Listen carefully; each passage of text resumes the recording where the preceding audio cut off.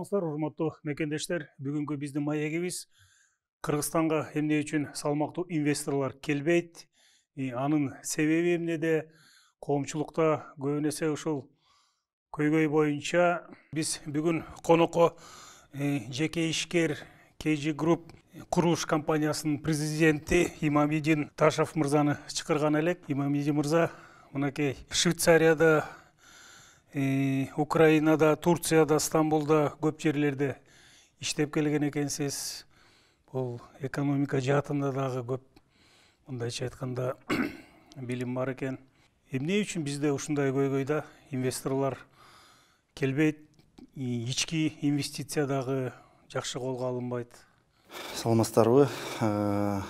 Чындыгында бүгүн бул маселе элдин уйкусун качырып, элдин түйшүгүнө түйшүк кошкон бир маселе болуп баратат да.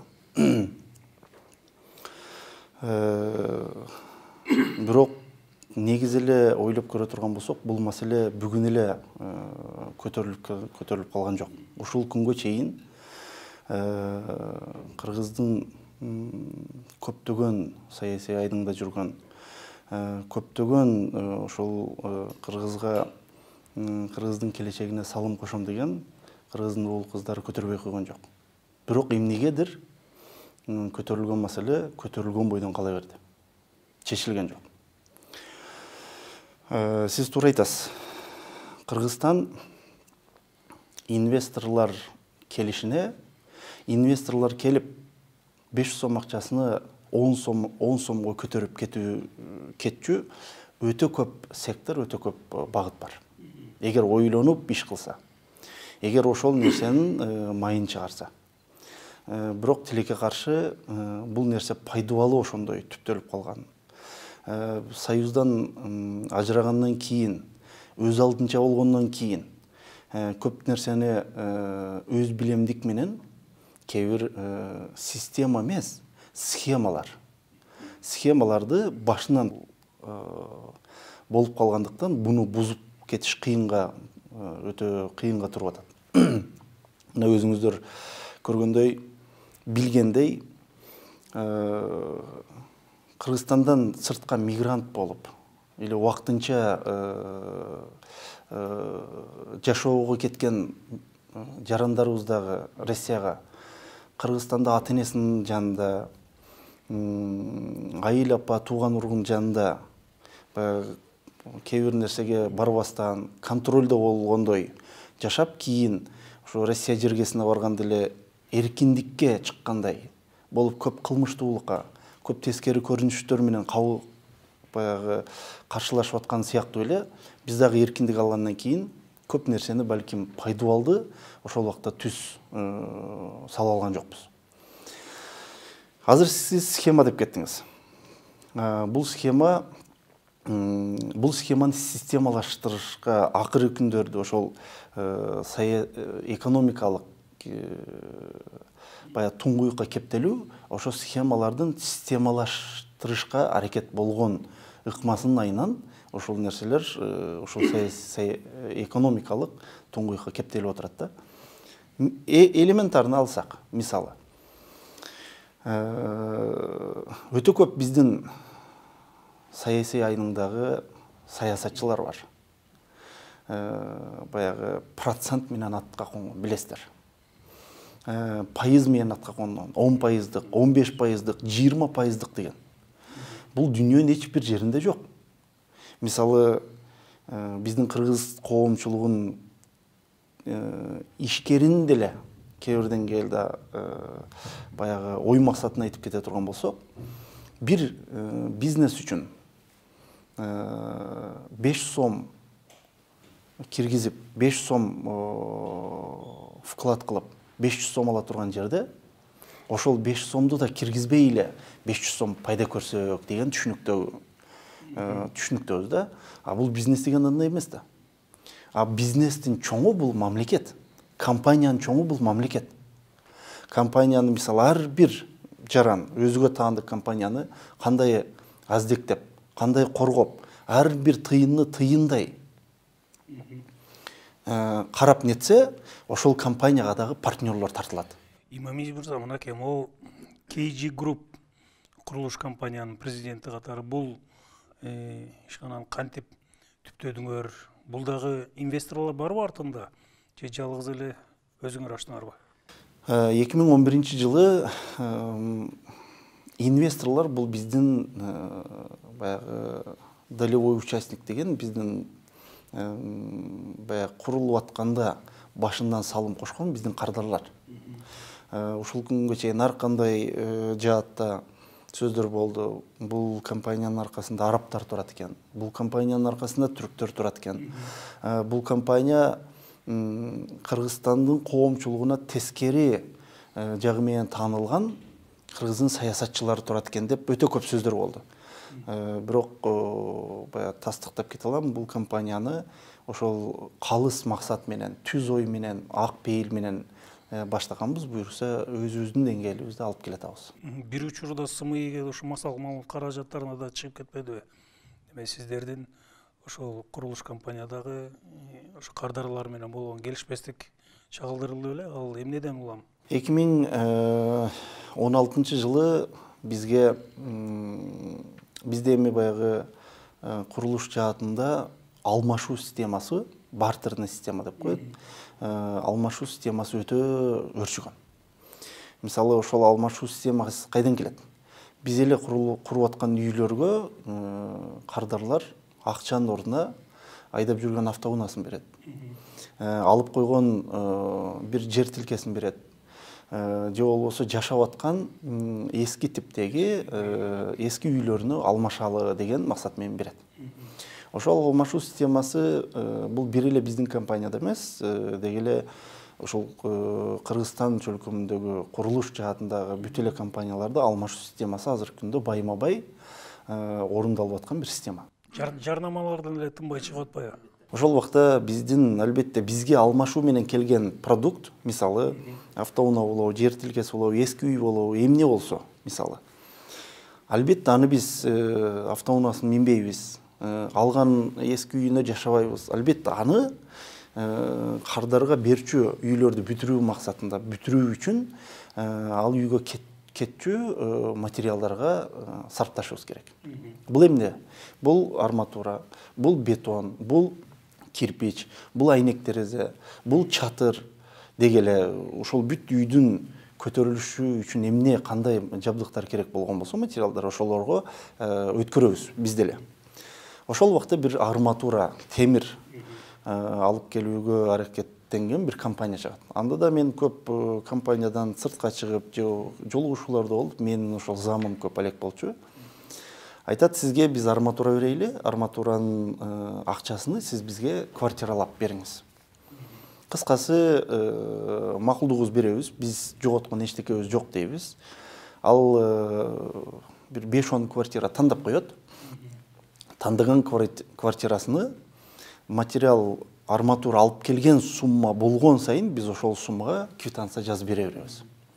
Кыскасы ошентип алып келген клиенттерин кардарлар ал кишинин кардары болот, ал компаниянын кардары болот. Биз менен тиешебиз жок, бизди тааныбайт. Баягы аласа бересе алар албетте алып келген кардарларынан бул акчалай же болсо ошол эле баягы алмашуу системасы менен ал үчүн нерселерди алат.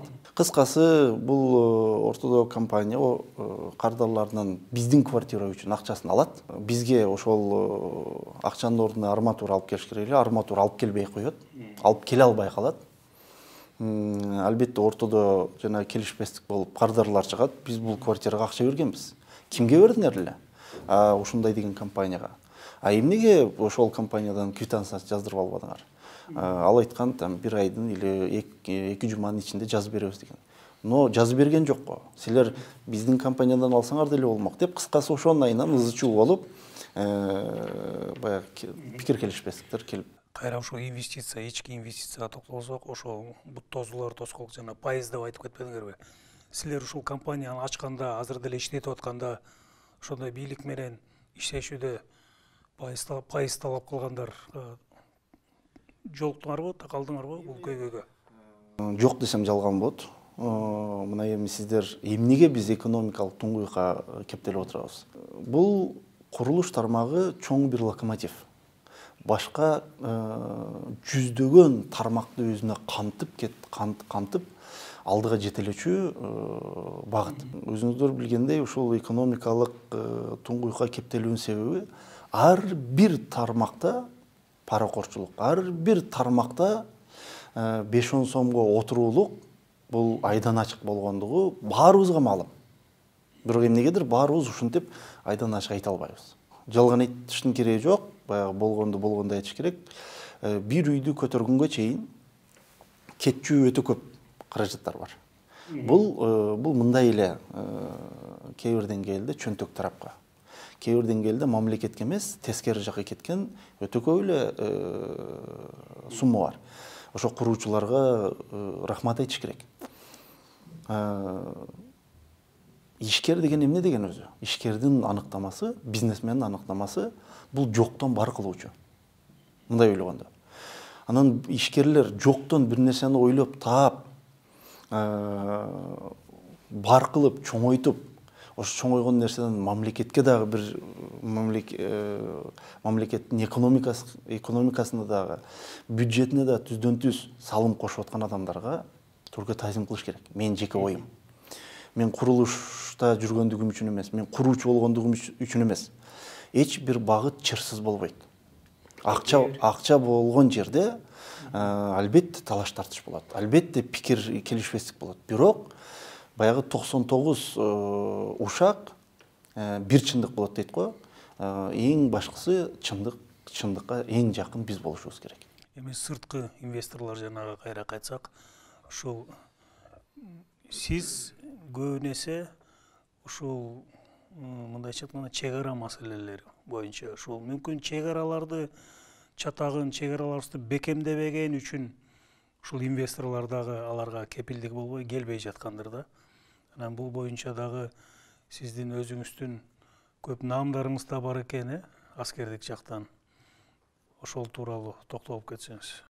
Эми мурун мисалы Союз маалында биз Союздун алкагында жүргөндө чек ара деген биздинде түшүнүк жок болчу. Мисалы жолдон ошо автоунаа менен кетип атып эле мисалы алып көрсөк, кыргызча бүт баягы табелдер жазылып турган жерден эле бир карасаң эле казакча же болбосо бир карасаң эле өзбекче, тажикче жазылып. 15 республиканын ортосунда чек ара жок. Ошентип эле баягы чек араны кантип басып өткөнүн билинбей калчу да. Менин жеке оюм, бул инвестиция көп чек ара маселелери, чек аранын талаш, тартыш болгон жагдайлары инвестиция көп деле залакасын тийгизбеш керек.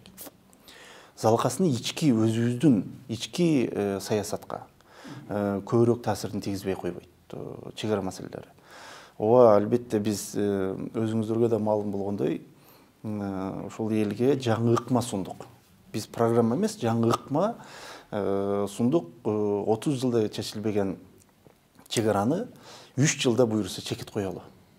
Чек ара мурун мисалы 99 жылдардан ушул күнгө чейин эгер мындай график катары салыштыра турган болсок, чыр чата келишпестик дагы өлүмдөр менен коштолгон келишпестиктин негизи график катары көтөрүлүп келатат жылдан жылга. Мисалы 2015 жылы бир адам кайтыш болсо, 2017-18 жылы 2 адам кайтыш болду, же 3 адам кайтыш болду. Мен чагылдырып айттым, мисалы катары айттым. Ошого бул маселе биздин ички эркиндикке, ички саясатка түздөн-түз баягы таасирин берген фактор. Президенттикке да талапкерлигиңизди коюп атсалышып атасыз. Анан 30 жыл ичинде ушул чечилбеген экономикалык көйгөйлү 3 жылдын ичинде чечсе болот деп таамай жазып турсуз да. Кантип чечүү жолу кандай? Буюрса буну 15 декабрдан баштап элге ачыктап, элге түшүндүрүп, элге бул нерсени ачып беребиз. Колубуздан келишче. Анан Кудай буюрса, ошо элдин тандоосу менен өз тандоосун кылат деген үмүттөбүз. Себебинде эртерээк айта турган болсок, агитацияга бизди ыктап коюу маселеси каралбай калбайт экен. Эмнеге дегенде, кечээ эле бизге ушул ыкманы биз ал жерде бизди шайлагыла менин программам деген максат көтөргөн жокмун. Мен ушул журналисттер менен, сиздердин коллегаларыңыздар менен жолугушуу маалында, маектешүү, баарлашуу маалында айттым. Жаңы биз ыкма суналып деп атабыз. Ушул элчиликке, коомчулукка жаңы бир кепилдик, жаңы бир гарант. Себебинде эл 30 жылда алдына берип тажады. Ел 30 жылдық өміріні жашап өтіп қойды. Кечиресіздер, биздин жарандар ошо өлүмгө дагы жакындап калды. 30 жылы уже аркада калды. Эмнеге бул жашоону ушу биздин колубузда, баягы татыктуу жашоо деле биздин колубузда, жашоо деңгээлибизди көтөрүп жашоо деле биздин колубузда. Биз башка бир мамлекеттин башчысы келип кыргыздын деңгээлин, кыргыздын экономикасын көтөрүп бербейт да. Ар бир эле мамлекетте өздөрү тандап алган башчылар элинин камын ойлоп, элинин турмуш деңгээлин көтөрүп, элге болгон күйүмдүүлүктү өрчүтүп, элдин эртеңки күнүнө баш сайып, кепилдик берип отуруп, элдин жагдайын түзүп отурат. Ошого баягы ушул эң акыркы Кыргызстандагы 1-2 айдагы болгон окуя бул кыргыз тарыхындагы буюрса бурулуш болот деген чоң үмүттөбүз. Кандай бурулуш? Бул жаңылануу. Дүйнө жүзүндө жаңылануу доорун жашап атабыз. Жаңылануу дегенде бир эле саясий айдыңда ойлонбош керек. Экономикалык айдың болушу мүмкүн. Элдердин ички дүйнөсүнүн жаңылануусу болушу мүмкүн. Элдердин кулк мүнөз пейили жаңыланышы мүмкүн. Бул жаңы көз карашка өтүш доорунда жашап атабыз. А биздин тарыхты алып карай турган болсок, мына мен көп жерде эле айтып келдим. Кыргыз Республикасынын акыркы 100 жылдыктын ичинде эң өнүккөн дегенде бир эле экономикалык багытты ойлонбош керек. Бул бүт жактан маданий, саясий, экономикалык бүт жактан өнүккөн, пикке жеткен, туу чокуга жеткен жылдары бул 70-жылдар экен. 70 жылдардан 2020 жылга ала турган болсок 50 жыл толот экен. Кыргыздын жакшы сөзү бар. 50 жылда эл жаңырып, 70 жылда жер жаңырат деген. Буюрса ошол кыргыз биздин ата бабалардан калган сөздүн ишке ашчу жылы буюрса 2020 болот. Томолок жыл, түз жыл буюрса бул жаңылануу дүйнөлүк коомчулукка дагы удаа келип отурат. Ошого мен айтайын дегеним, 3 жылда буюрса биз албетте эсебибиз бар, эсеп кысабыз бар. Жөн эле уйкудан чочуп туруп биз 3 жылда көтөрөбүз деген жокпуз. Биз кээ бир деңгээлде кичине запас менен алдык. 2,5 жылда буюрса Кытайдын эле эмес, андан дагы көп карыздарды кутулуп койгонго бар күчүбүздү аракет кылып салабыз. Бирок биз кепилдик бергенибиз бул эң көйгөйлүү болгон, эң кооптуу болгон Кытай эл республикасына болгон карыз бул биздин үчүн, биздин мамлекет үчүн, биздин мамлекеттин эркиндиги үчүн өтө кооптуу өлкө. Эмнеси менен? Билесиздер, булар Инексим банк аркылуу беришет, Кытайлар. Бизге карыз бергенде, Кыргыз мамлекетине. Ошол карызды биздин жогорку кеңеш менен ратификациялаштырып алышат. Мына көрүңүздөр. Демек, булар план менен келатат. Булар билген, убагында күн келет, кыргыз ынтымагынан ыдырап, биринин аркасынан бири түшүп, өзү менен өзү болуп отуруп, биздин акчаны кайтарып берүүгө чамасы жетпейт деген алдын ала пландардын негизинде бул акча берилген. Тем более ушу банк аркылуу берилгенде бул пайызы. Албетте. Ошого бул биз үчүн өтө кооптуу. Тем более биздин жогорку кеңеш менен ратификацияланган карыз бул узартууга дагы, бул кечиктирүүгө дагы, бул кечибийүүгө дагы жол берилбей турган ратификацияланган кагаз. Билесиздер, ошол жагы менен өтө кооптуу. Эртең биз айтып атабыз, биз муну көтөрөйлү, завод, фабрика салалы, тигини кылалы, Кыргызстандагы мигранттарды сырттан алып келели. Биринчи приоритеттүү маселе биздин эгемендүүлүккө, кыргыз элинин эркиндигине кооп жаратып аткан маселелерди чечмейин башка маселелерге багыт алгандыгыбыз бул кээ бир деңгээлде туура эмес.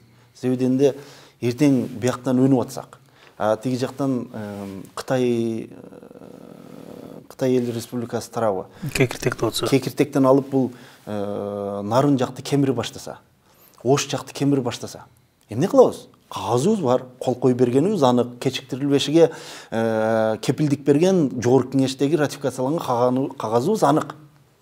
Эмнеге ушул нерселерге коопту койбойлу деп, жанагы элге окшоп, же болбосо саясатчыларга окшоп, оозду көбөртүп, 30дай максат кепилдик бергенге биздин деле кудуретибиз, биздин деле акылыбыз жетмек. Бирок биз кепилдиктин аркасында туралы ки, буюрса элге ишеним сезимин алып келели. Биз кепилдик менен ишти майын чыгарып, ошол айтылган убадага туралы эртең элдин бийликке болгон ишенимini биз кайтарып алып келели деген максат менен ушул 3 маселени приоритет катары койдук. Демек жанагы 2,5 жылдын ичинде экономиканы бутка тургузуп койсо болот деп атпайсыңарбы?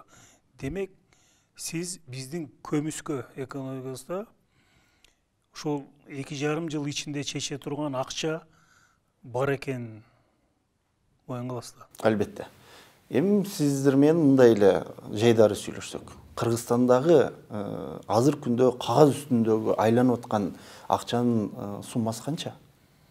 8-9 миллиард, примерно 8-9 миллиард доллардын тегереги.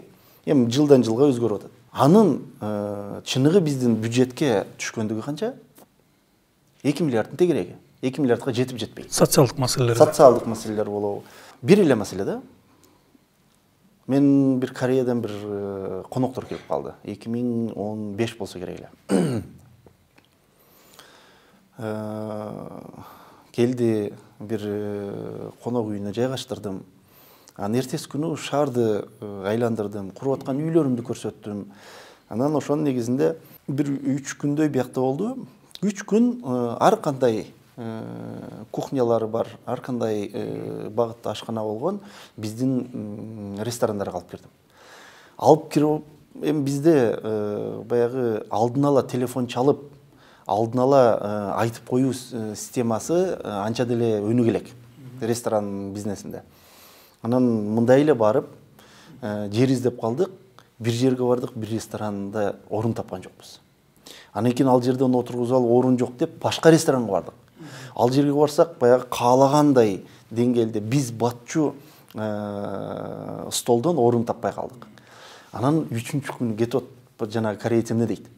Имамидин дейт. Мен 2-3 күндөн бери шаар аралап жүрөбүз дейт. Кореяда жок машиналардын, автоунаалардын аталары бул жакта экен дейт. Анан интернеттен изучать этим дейт.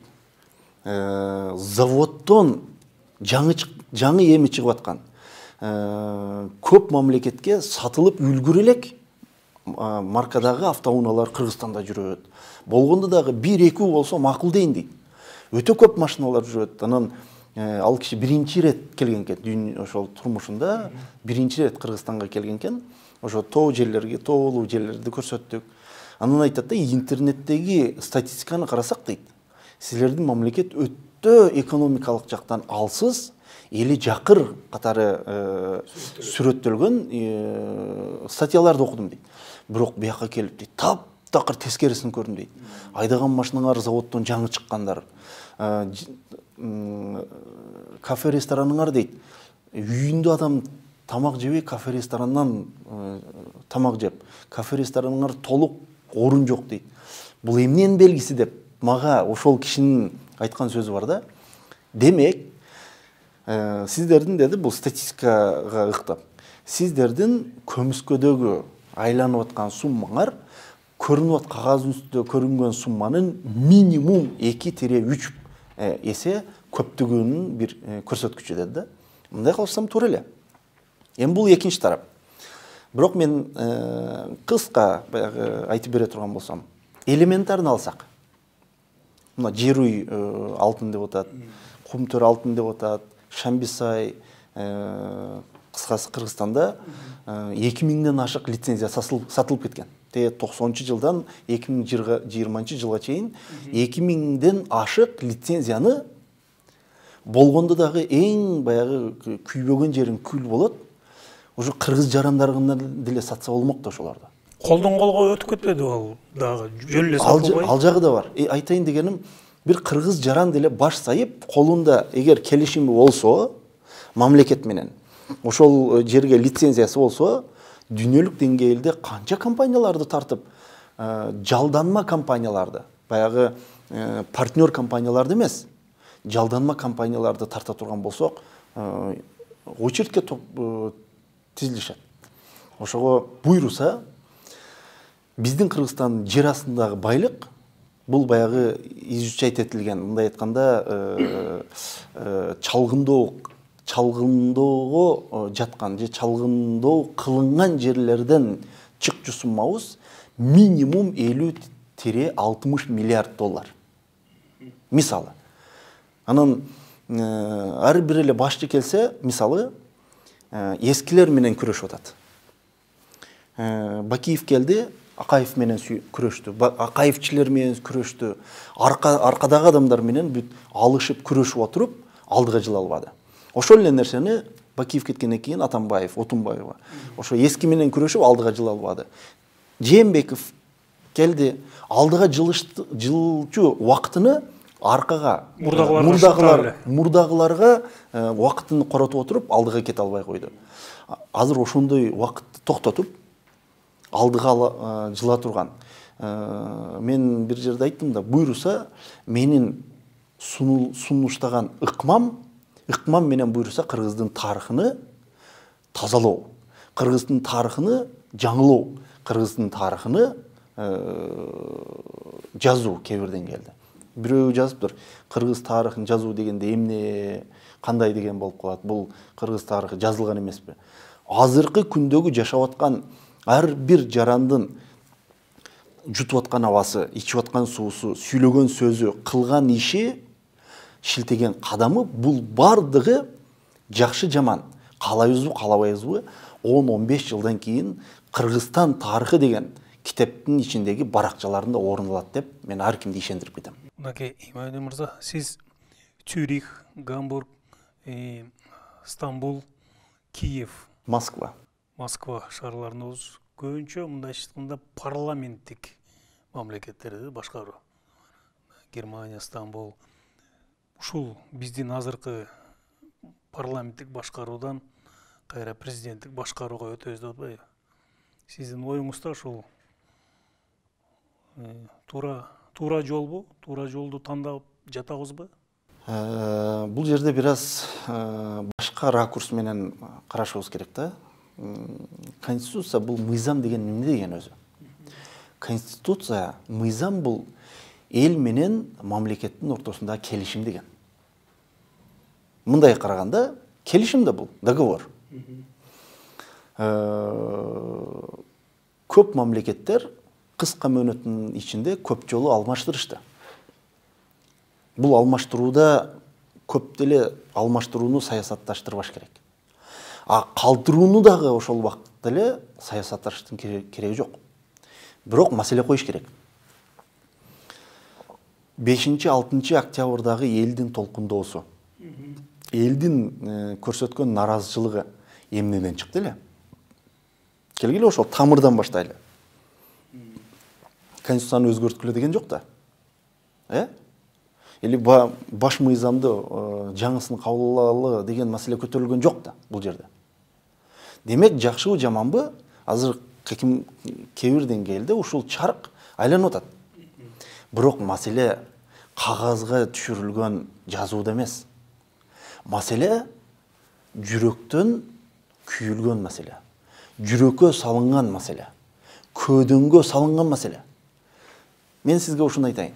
Адам баласы кааласа, конституция эмес, адам баласы кааласа, алам тескери каршы чыкса, адам каалаганыга жете турганча күч кубат менен Кудай Таала жараткан адам. Арыстанбек алай. Жок, мен жараткан, өзүбүздүн жаратканды айтам. адам баласы каалабаса, дүние кааласа дагы ал нерсеге жетпешине бул турмуш тастыктап келатат. Кудай Таала ошондой бизди жараткан. Ошондой күчкө, ошондой эркке ээ кылып жараткан.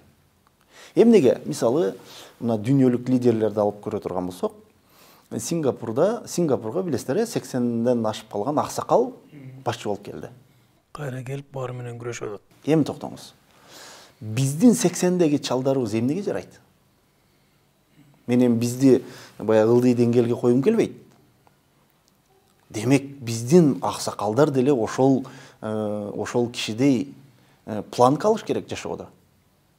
Мен да буйруса элим үчүн, жерим үчүн, мекеним үчүн, желегим үчүн, эркиндигим үчүн мен 70ке келдим, мен 75ке келдим, мен тигиндей кылайын, мындай кылайын дебей, келечекке көбүрөөк эме кылыш керек. Бул бир жакшы планка.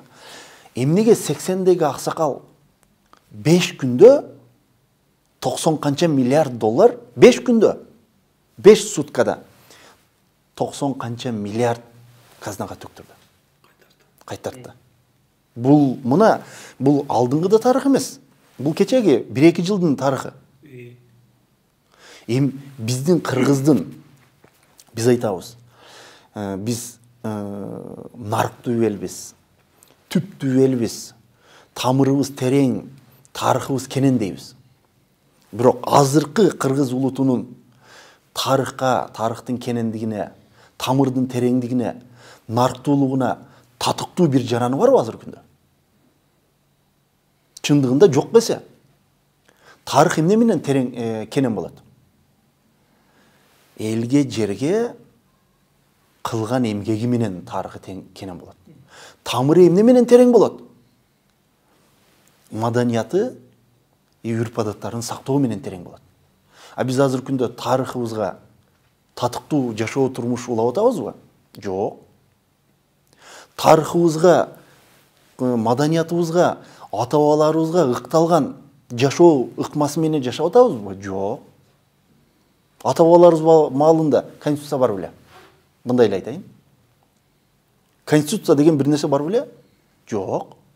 Аксакалдар эле кеңешип коюп, Элдик мыйзам бар болчу да. Кеңешип коюп, бул ооз-эки нерсе болчу. Ооз-эки нерсе менен чырсыз, урушсуз, талашсыз, согушсуз, өлүмсүз эле Кудай шүгүр жашап келген да. Муундан муунга өтүп келген. Эмнеге биз өзүбүздүн ичибизде кылчу ниетибиздин жамандыгыны, терстигини, тескерисини күнөөсүз конституцияга, күнөөсүз баш мыйзамга ыктайбыз. Эмнеге ошолорго күнөөнүн баарын ошолорго жүктөйбүз? Ал туура эмес. Кылам деген адам кылат. Кылам деп жүрөктөн, көдөндөн чыгарыш керек. Ушул маселе бул акыркы убактарда өтө эле актуалдашып баштады. Бул адеп акылыктык өзүнчө мыйзам бизге келип, ушу маек куруп бергениңизге рахмат.